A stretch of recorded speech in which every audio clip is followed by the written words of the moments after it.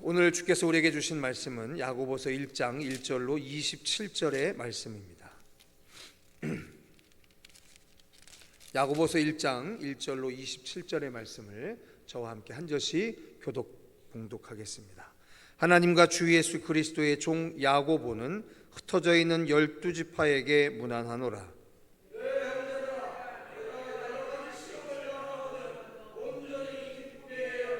이는 너희 믿음의 시련이 인내를 만들어내는 줄 너희가 알미라.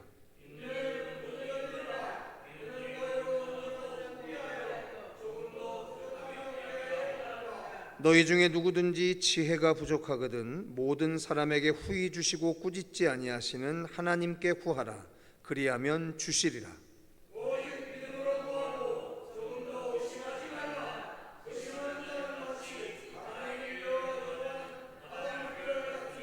이런 사람은 무엇이든지 주께 얻기를 생각하지 말라. 낮은 형제는 자기의 높음을 자랑하고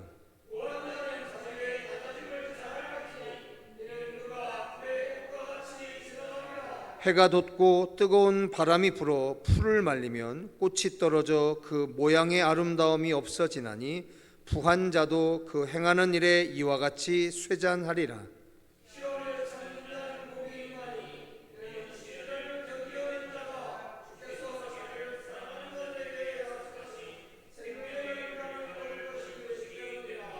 사람이 시험을 받을 때에 내가 하나님께 시험을 받는다 하지 말지니 하나님은 악에게 시험을 받지도 아니하시고 친히 아무도 시험하지 아니하시느니라.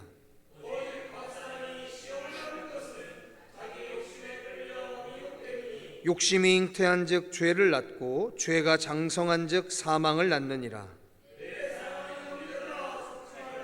온갖 좋은 은사와 온전한 선물이 다 위로부터 빛들의 아버지께로부터 내려오나니 그는 변함도 없으시고 회전하는 그림자도 없으시니라.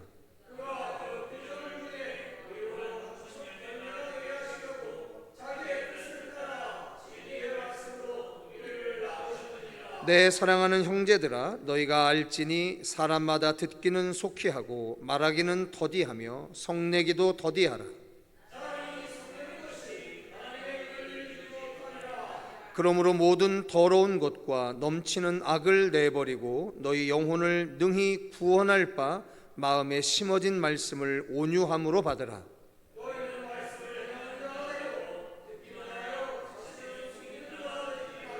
누구든지 말씀을 듣고 행하지 아니하면 그는 거울로 자기의 생긴 얼굴을 보는 사람과 같아서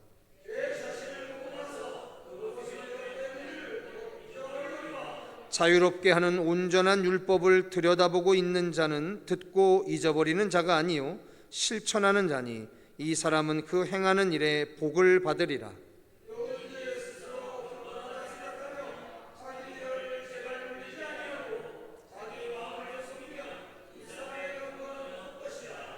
하나님 아버지 앞에서 정결하고 더러움이 없는 경건은 곧 고아와 과부를 그 환난 중에 돌보고 또 자기를 지켜 새 속에 물들지 아니하는 그것이니라. 아멘. 종교개혁자였었던 말틴 루터가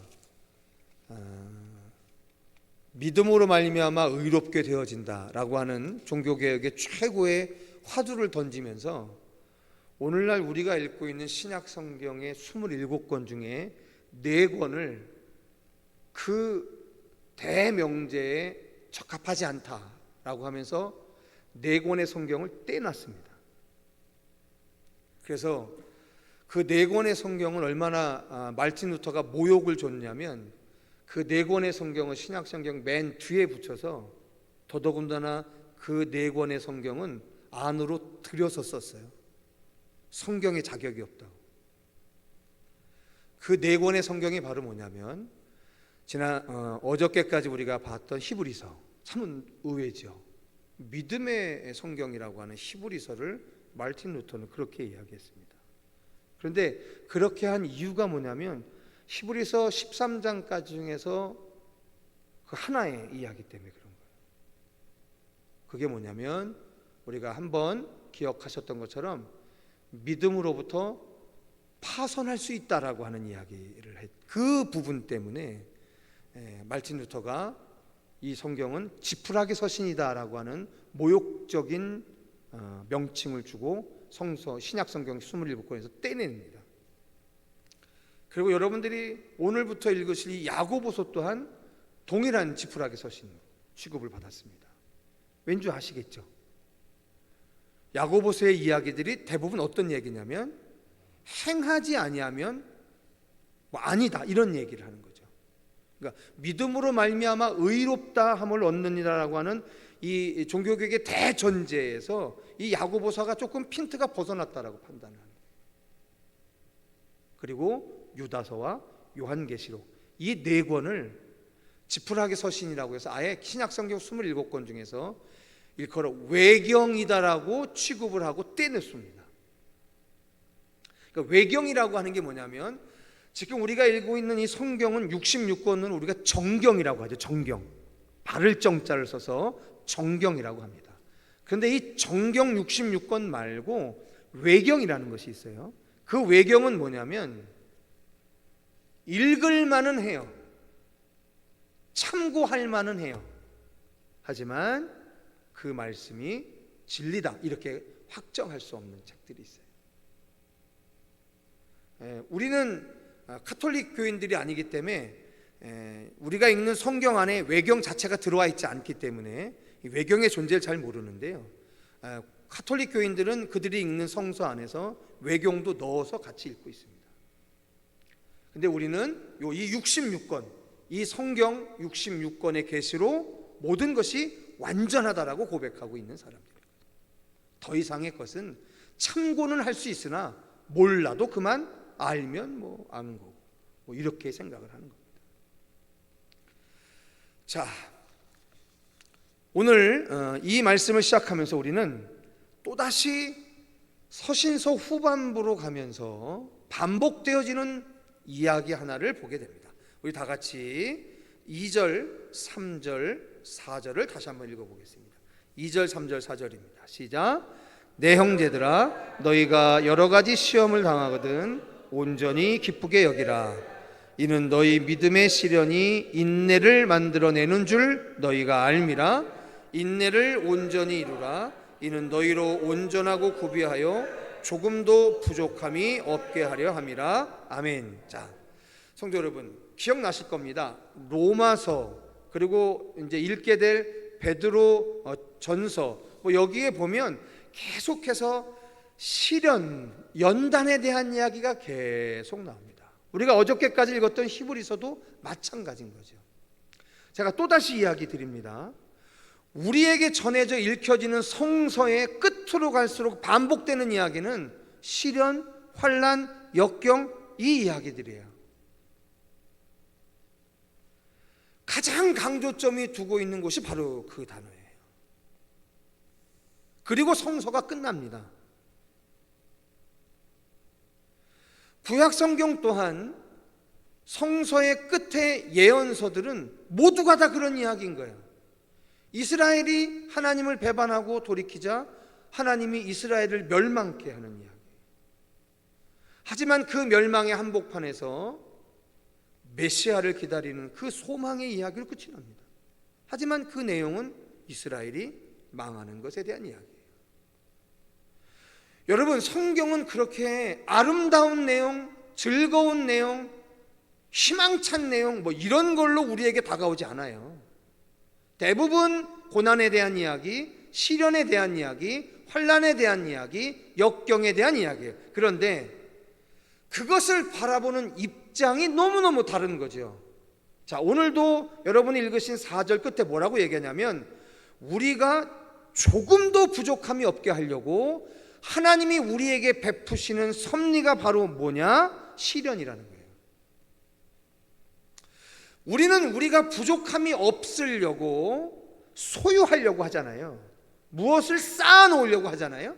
그런데 정작 하나님이 우리의 인생에 부족함이 없게 하시는 지혜는 뭐냐면 시련을 주시는 거다라는 거예요.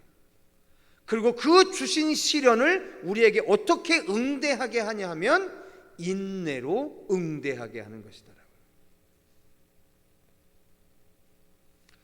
이건 로마서 5장에 기록되어 있는 이 말씀을 기억나게 합니다.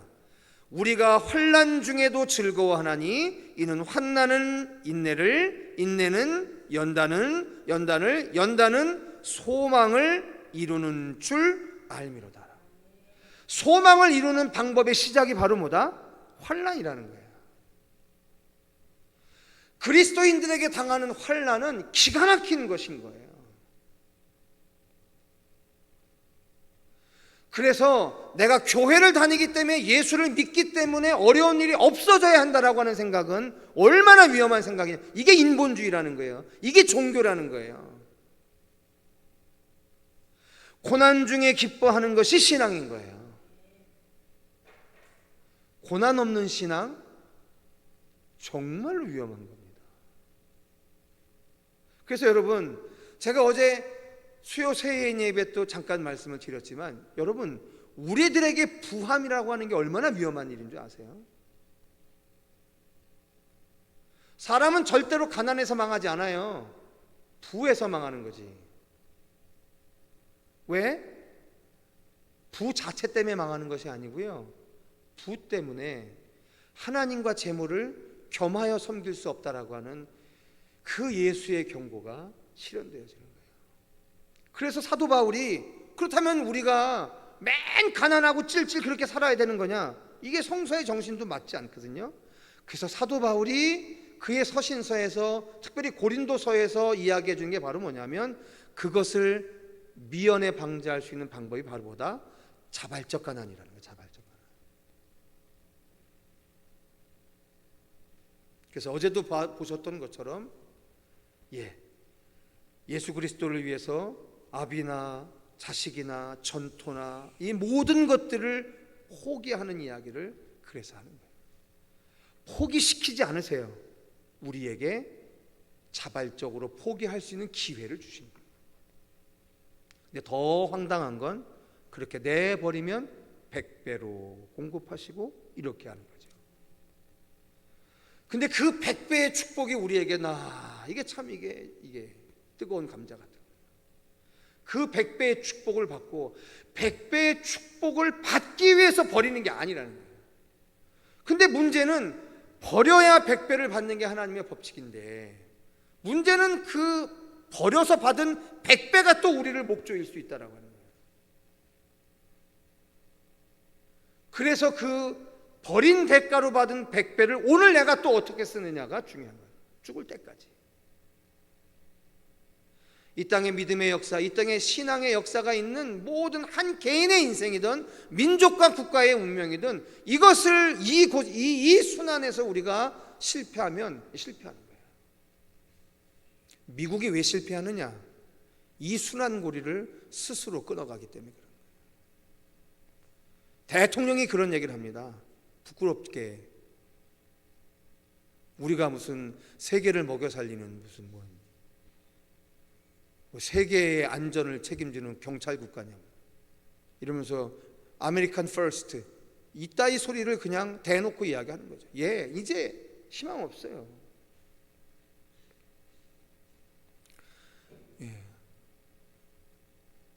정말 위험한 이야기입니다. 정작 자신들이 왜 그렇게 강대해졌는지 그 기본을 스스로 부인하고 있는 거예요. 저는 개인적으로 그런 생각합니다. 그 사람들이 버리니까 우리가 취하면 되죠. 근데 우리의 지도자들이 그런 마음을 가져야 되는데 참 걱정입니다. 밴댕이 소갈딱지, 난 왜 밴댕이 소갈딱지냐 했더니 지난 주간에 텔레비를 봤더니 이 밴댕이를 가르면 창자가 별로 없다며요. 그래서 나는 밴댕이 속이 난 작은 줄 알았더니 밴댕이 속 자체가 양이 적답니다. 그래서 밴댕이 소갈딱지라고 하는 것 같은데, 이거 참 걱정입니다. 교회가 세상의 흥함과 망함의 법칙에 지배되는 것 같아서 참 걱정이에요.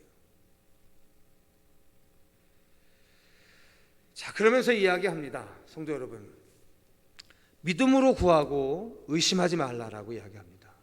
그러면서 믿음으로 구했는데 의심하는 일을 갖고서 뭐라고 얘기하냐면 두 마음을 품어 모든 일에 정함이 없는 자다라고 하는 이야기를 합니다.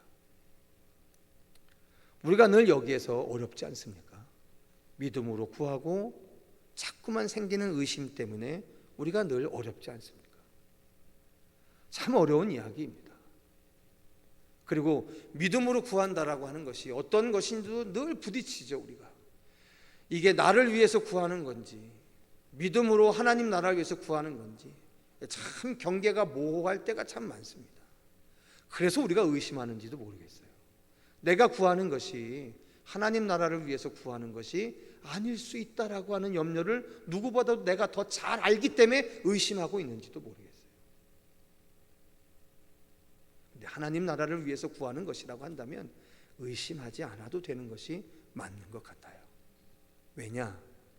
그분의 일이시기 때문에. 제가 우리 청계열린교회 기공예배할 때, 그때 기공예배할 때 제가 설교한 것을 이렇게 설교를 했습니다.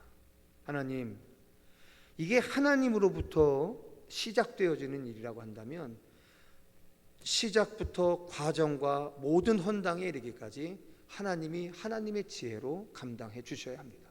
우리는 감당할 재주가 없습니다. 그리고 여기까지 왔던 것 같아요. 우리가 살아온 세월이 감당할 만한 세월이었었습니까? 지금도 마찬가지지 않습니까?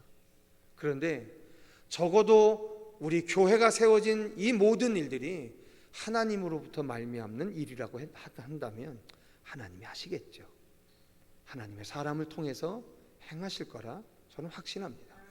부디 바라는 건 그루터기처럼 남겨놓은 우리 성도들이 그 헌당의 주인공이 되어지기를 소망하는 것뿐입니다.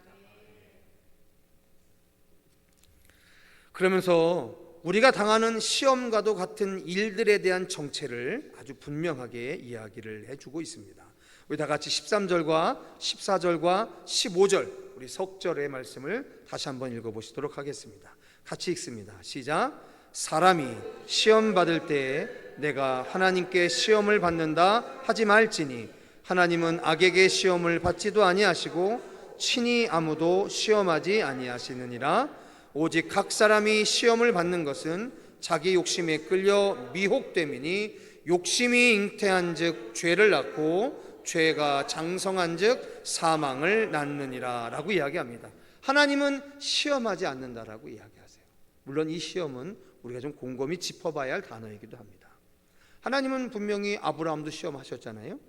그런데 하나님은 시험하지 않는다라고 이야기합니다. 이것은 뭐에 대한 이야기이냐면 믿음으로 구하고 조금도 의심하지 말라라고 이야기하셨을 때 우리가 의심하는 이유가 시험을 당하는 것 같고 시련을 당하니까 그러는 거 아니겠습니까? 그런데 분명한 이야기를 합니다. 하나님은 그 일을 하는 것이 아니라고. 그럼 왜 그렇게 됐느냐? 우리의 욕심에 끌려 미혹되었기 때문이다라고 이야기를 합니다. 사랑하는 성도 여러분, 믿음으로 구하고 의심하지 않는 인생이 되려면 우리가 스스로 우리가 당하는 시험의 원인들을 깊이 헤아릴 수 있어야 해요. 만일 그것이 우리의 욕심이 끌려 당하는 미혹됨이라고 한다면 여러분, 하나님은 우리를 시험하고 있는 것이 아닙니다. 우리가 우리의 욕심을 내려놓으면 되는 거예요. 그걸 버리면 되는 거예요.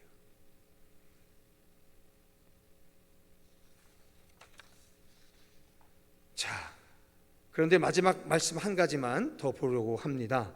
우리 다 같이 25절의 말씀 함께 읽겠습니다. 25절입니다. 시작. 자유롭게 하는 온전한 율법을 들여다보고 있는 자는 듣고 잃어버리는 자가 아니요 실천하는 자니 이 사람은 행하는 일에 복을 받으리라 라고 이야기합니다. 예수 그리스도로 말미암아 우리에게 주어진 그 진리는 진리가 너희를 자유롭게 한다라고 얘기합니다. 즉 진리는 자유인 거죠.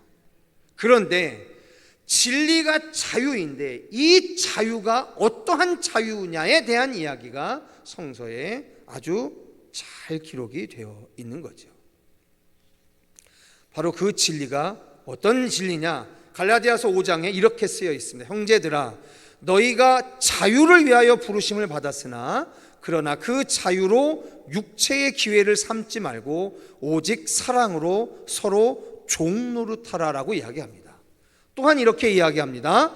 너희가 서로 짐을 지라 그리하여 그리스도의 법을 성취하라라고 이야기합니다. 고린도전서에 이런 얘기합니다. 율법 없는 자에게는 내가 하나님께 율법 없는 자가 아니요 도리어 그리스도의 율법 아래에 있는 자이나 율법 없는 자와 같이 된 것은 율법 없는 자들을 얻고자 함이라라고 이야기합니다. 그리고 마지막 베드로전서 2장에 이렇게 이야기합니다. 너희는 자유가 있으나 그 자유로 악을 가리는 데 쓰지 말고 오직 하나님의 종과 같이 하라라고 이야기를 합니다.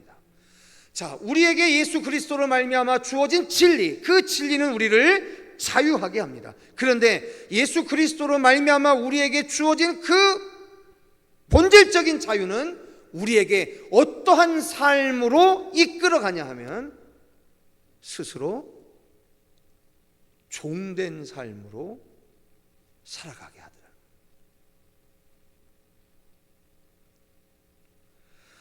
우리를 방종함으로 끌어가지 않는다라고요. 그 자유의 은혜의 율법을 가지고 우리는 스스로 하나님의 말씀 안에 우리를 묶어두게 되더라고요. 명령하여 억압하여 묶여지는 게 아니고요. 내 안에 진리의 성령께서 그것을 선택하고 그것에 묶이도록 인격적으로 결단하게 하더라는 거예요.